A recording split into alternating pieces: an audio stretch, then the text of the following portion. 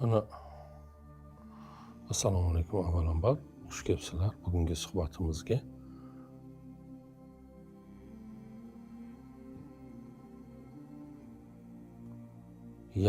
Yanglish xatolar ichida ekanligingizni anglamasangiz va haqman deb o'ylasangiz, xato qilishni to'g'ri ish qilyapman deb davom etaverasiz. Ya'ni odam xato qilayotganini bilmasa va qilayotgan ishini to'g'ri deb qilsa, xatoni shijoat bilan qiladi.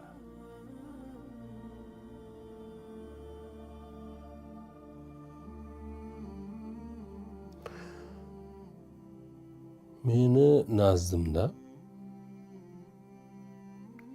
shu bir jazodir. İnson fitrati to'g'ri bilan noto'g'rining farqiga boradi, to'g'rimi? Har bir inson Gyote'ni masalani aytganda zotan to'g'ri mantiq yuritadi. Tug'ilgandan boshlab haq nima, nohaq nima, to'g'ri nima, egri nima, yaxshi nima, yomon nima, issiq nima, sovuq nima, hammasini bilimi bor insonda. U bilimni qayerdan biladi? Mantiqni ishlatgani uchun biladi. Ammo biri xatoni to'g'ri deb qilayotgan bo'lsa, demak uni mantiq ishlamayapti. Biri bir yanglish ekanligini fahmlamayotgan bo'lsa, bir baloni ichidadir.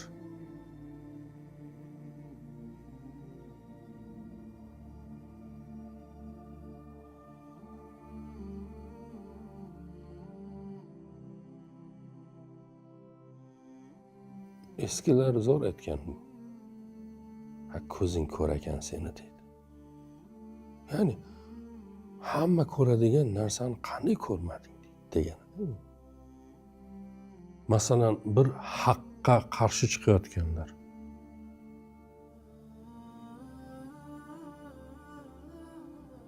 nimaga suyanayotgan bo'lishlari mumkin?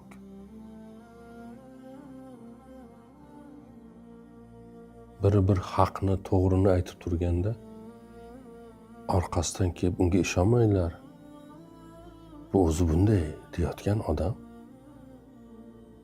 biri bir haqni gapirib turganda, bugun masalan, u ketgandan keyin orqasidan do'stlar davrasida yomonlab qo'yadi. O'zicha bunday dedi, ammo aslida bunday deyotgan odam.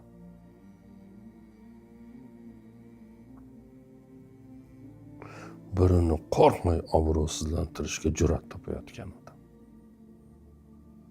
Yoki 100% o'zini haq deb, men to'g'riman deb o'ylayotgan odam.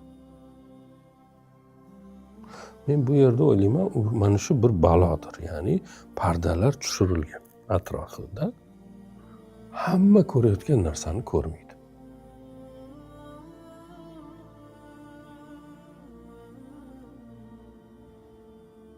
Xuddi boyagi Abu Lahabdek.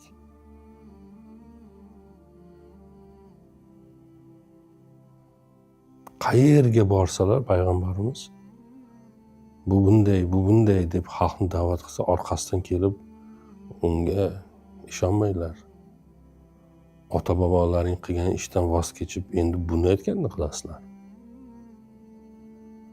deb yurishi. Yoki bilmadim,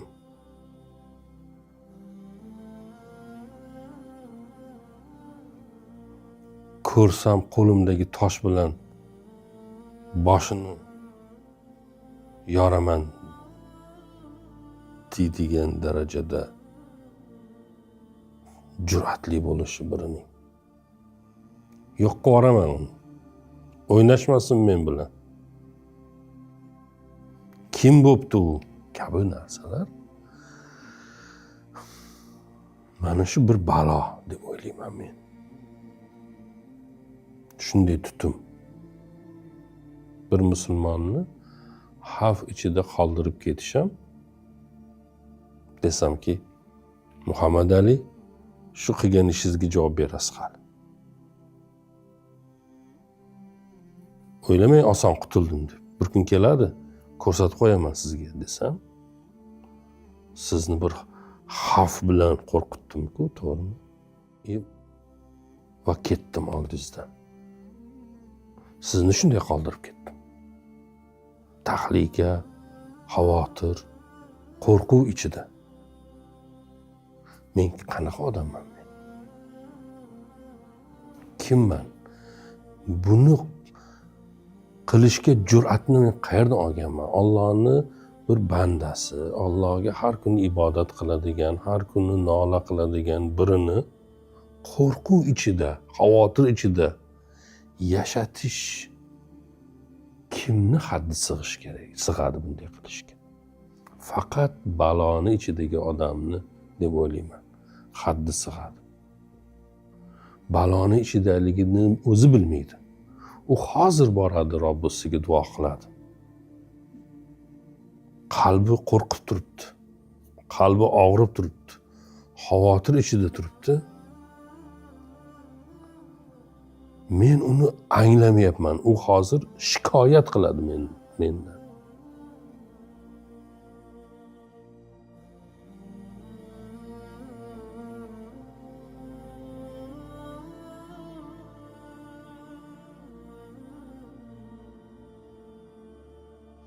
O'ziga ko'p ishongan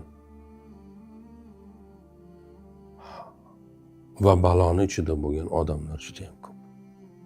Yuzlari juda go'zal insonlar ham bor ularning ichida. Alloh bir paradoksda Abu Lahabning ham yuzi go'zal bo'lgan. Yuzlari qip-qizil bo'lgan. Juda kelishgan odam bo'lgan. Ammo u yuz yonishga mahkum yuz. Uni kim yondiradi? U o'tin ko'tarib boradigan ayol kim edi? U endi tasavvurda u ayoldan so'rasa, qayerga ketyapsiz? O'tinni ko'tarib desa. Erimni oldiga, eringiz kim? Olovlar hukmdor. Bu nima qilasiz bu o'tinni? Ana shu olovni yoqaman. Olovda nima yoqiladi? Erim bilan men yonamiz. Tasavvur qilishcha endi boyagi tasvirni boyitib beryapman endi. Ismiga nimani qo'shib chaqirishadi? Jamil, go'zallik. Ummu Jamil deyishadi. U go'zallik o'zi yonadigan olovni yerkalab do'zaxga kirishi va'da qilinadi. Mutlaq shunday. O'zgarmaydi.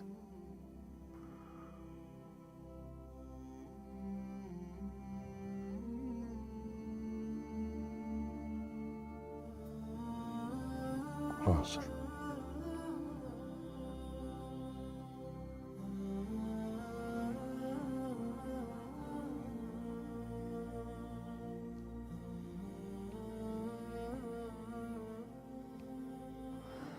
Shuning uchun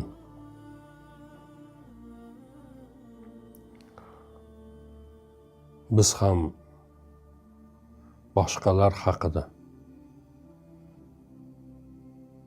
boshqalarga o'zimiz o'ylab yurishimiz bu boshqa masala.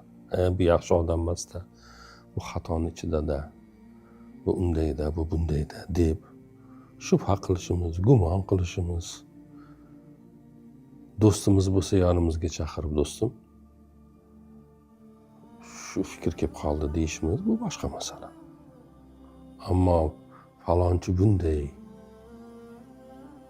deb jar solishimiz bunday bo'lmasa-chi? Ya'ni xato qilayotgan bo'lishimiz mumkin.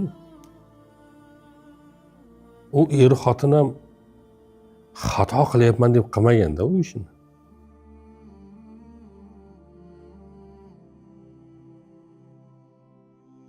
Alloh sog'lom mantiqni ishlatmay qo'yganda. Va aytdik, hamma odam mantiqan hamma narsani biladi o'zi. Sal o'ylasa, inson topadi. Insonni Alloh shunday yaratgan. U mantiq degan bir bilimni olgan bo'lishi shart emas. Masalan, mantiq nima degani? Mantiq tafakkur qilish qoidalari deylik. Mana til qoidalari bor. Odam til qoidalarini bilmasa ham gapiraveradi. Xuddi shunday inson mantiq qoidalarini bilmasa ham tafakkur qilaveradi. Ammo til haqida gapirish uchun qoidani bilish kerak. Gapirish uchun emas. Til haqida gapirish uchun qoidani bilish kerak. Xuddi shunday fikrlash uchun mantiq shart emas, ammo fikrlash haqida fikrlash uchun, birini fikri haqida bir fikr bildirish uchun unda mantiq ishlash kerak. Ammo birinchi qismi ishlamay qolsa-chi, umuman to'g'ri mantiq yurita olmaydi. O'zini xabari ham yo'q. Bu bir balo. Buni boshqa men nom topa olmadim. Nega balo deyapman? Ana til balosi, tuhmat balosi, suv balosi, o't balosi. Ya'ni inson chorasiz uni qarshisida. Qo'lidan bir ish kelmaydi.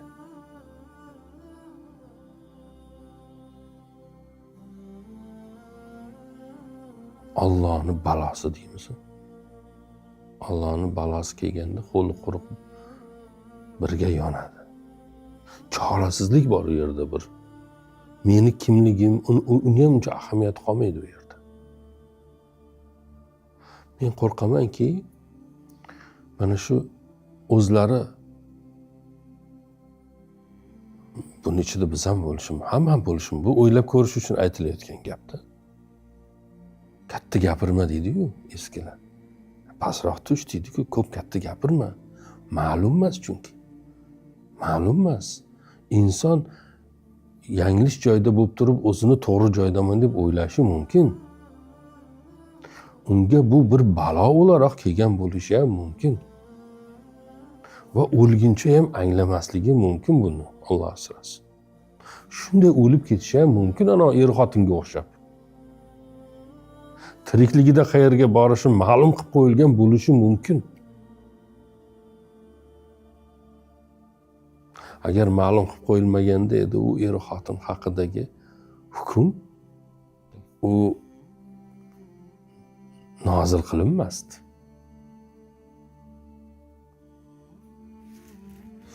O qadar aniqdiki, u xabarni olib kelganini sharmanda qilish uchun ham iymonga keldim deb yuborishi mumkinmidi ular? Ana yolg'on chiqdi sen aytgan gap. Mana men iymonga keldim deya olmadi, qila olmadi, aqliga ham kelmadi. Butun dardi qarshisidagi odamni sharmanda qilishga to'g'rimi? Sharmanda qilishning eng zo'r yo'li u aytgan xabarni yolg'onligini isbotlashmi? Iymon keltirdim desa u xabar yolg'on bo'lib chiqadimi? Lekin uni qila olmaydi. Butun fitnalar bo'yicha usta bo'lib ketgan, qoralash, yo'q qilish, badnom qilish, yomonotlik qilish, obro'sizlantirish bo'yicha usta bo'lib ketganlar bu oddiy haqiqatni ko'ra olmaydi. Ularga bu ko'rsatilmaydi. Nega? Chunki hukm o'qilib bo'lingan. Bir narsa qilganki ular bu baloga giriftor bo'lgan. O'shaning uchun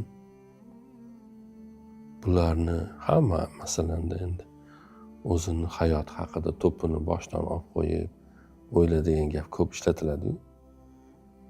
Bunday olib qo'yib o'ylashimiz kerak. Shunday narsa yo'qmi bizning hayotimizda? Yana aytaman. To'g'ri deb qilayotganimiz noto'g'ri ishlar yo'qmi? Agar o'zimiz topa olmasak, atrofdagilardan so'rashimiz kerak, do'stlardan, ustozlardan, yaqinlardan so'rab, do'stmisan? Ayt menga. Ustoz, ayting. Menda bir o'zim ko'rmayotgan narsani ko'rmayapsizmi? Bu o qadar boyagi nimaki, ya'ni uyalmasdan so'rashimiz kerak bo'lgan narsada, bu yerda uyalib bo'lmaydi, keyin yomon uyalamiz. o yoqda. Shuning uchun hozir so'rash kerak. O'zimiz ko'rolmayotgan bo'lishimiz mumkin. Hatto buni duolarda ham so'rash mumkin. Shunday bir narsa bo'lsa, Robbim, men ko'rolmayotgan yangilishlarim bo'lsa, menga uni ko'rsat va tuzatish uchun kuch ber, imkon ber, g'ayrat ber, yo'l ko'rsat. U marazdan qutqar meni. Qalbimdagi, amalimdagi kabi. Bu bir mujodala. Bu bir bizdagi yomonlik bilan kurash. O qalbimizda hamma qalbni kichkina yo hech tasavvur, men o'zimcha tasavvur bir billurday bir qasrda endi qalb, inson qalbi. Uni ichida kichkinagina judayam bir burchakda boyagi tasavvur qilish uchun endi o'zimcha nima bor u, boyagi Uzuklar hukmdori degan kino bor u. U kinoda yuzi xunuk bir qahramon bor-ku, doim uzukni orqasidan nima qilib yuradigan. Xuddi o'shanga o'xshagan iblis burchaklarda bekinib o'tiradi. Katta billurday bir qalbni, qasr deb oling endi, billur. Uni burchaklarida hech kimga ko'rinmasdan boshqa qilib zikrlar aytganingizda o'kirib yig'laydi. Chinqirib yaralganiga pushaymon bo'lib ketadi deydi-ku. Ojiz, notavon, bechora, yagona ishi bor uni. Sizni hayolingiz buzilishini kutib o'tiradi. Bir marta buzilsa ekan deydi. Menga bir marta imkon bersa ekan bu odam deydi. Uni yagona ishi sizni hayolingiz buzilishini kutib o'tirish. Shuni buzildimi, uni davri keldi. Bir umr u davri kelishini kutib turadi. Ana shu yerdan ushlaydi-da sizni. Ichkaridan. Endi boyagi billurday qasr uni hukmiga o'tishni boshlaydi. U boyagi burchaklarda yurgan kattalashishni boshlaydi. Va billurday qasrni qop-qorong'i bir joyga aylantiradi. Va hukmron u endi u yerda.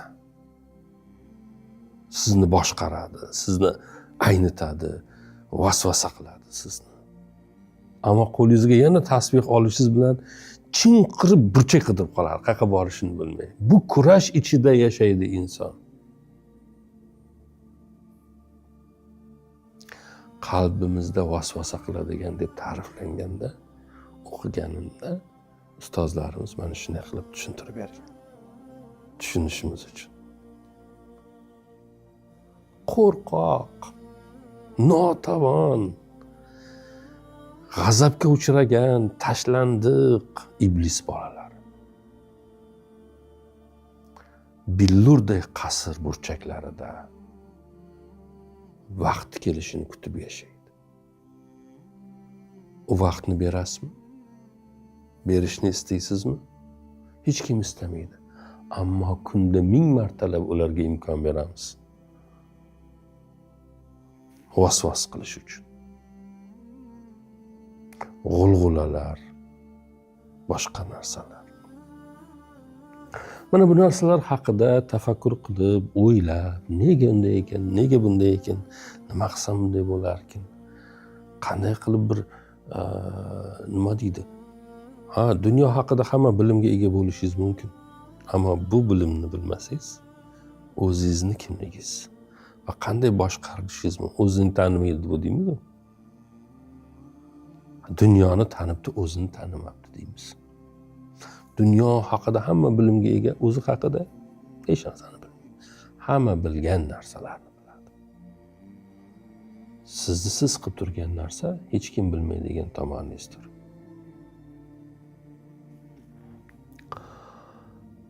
Bir jamiyat vakili o'laroq Muhammad Ali Yoqub kim? Bir farzand o'laroq Muhammad Ali kim? Yoqub kim? bir ishchi olarak kim bular? Bir ota olarak, bir do'st olarak. Alohida. Do'st Muhammad Ali bilan ota Muhammad Ali bir xil bo'lmaydi. Ota Muhammad Ali bilan farzand Muhammad Ali bir xil emas u. Hammasi alohida nimalar. Ya'ni men sizni tanimoqchi bo'lsam, har joyda alohida taniyman. Ammo bir Muhammad Ali bor. Bularning bittasiga ham o'xshamaydi. U Muhammad Ali hammadan berkitib yurilgan, faqat o'zigina biladigan Muhammad Alisi bor o'zi. Uni hech kimga ko'rsatmaydi, uni hech kimga tanishtirmaydi. Yolg'iz qolgandagina u o'rtaga chiqadi. U Muhammad Alini taniydimi? Bu Muhammad Ali tanimaydi. Hamma gap shunda. Meni siz haqingizdagi fikrim, dunyoni siz haqingizdagi salbiy yo ijobiy fikrlari hechdir. Ammo u hech kim bilmaydigan Muhammad Ali haqidagi sizni fikringiz muhimdir. Ammo u yerda siz xolis bo'lish uchun uni bir qadar tanishingiz kerak bo'ladi. Tanimasangiz, sizni ham fikringiz hechdir. Bo'sh yashapsiz deganidir. Shuning uchun bir nechta diqqat qilish kerak bo'lgan nuqtalar haqida gapirdim deb o'ylayman. Bu o'zimizni tanish, amallarimizni tanish va tuzatish yo'lida nimalarga diqqat qilish kerak. Bunday yo'ldan sekin-sekin ilgarilab borsak, mujodalamiz shu bo'ladi. Va bir kunida qaraymizki, bir qadar o'zimizni tanibmiz, bir qadar o'zimizni tuzatibmiz. O'zimizni tuzatib dunyoga bunday qarasak, dunyo ham tuzalib qolibdi. Sen yaxshi bo'lsang, hamma yaxshi deydi-yu. Sen tuzalsang, dunyo tuzaladi deydi-yu. Biz hammani tuzatib yuribmiz, o'zimiz bilan nima ishimiz yo'q. Yaxshi. Diqqat bilan eshitganingiz uchun rahmat. Assalomu alaykum.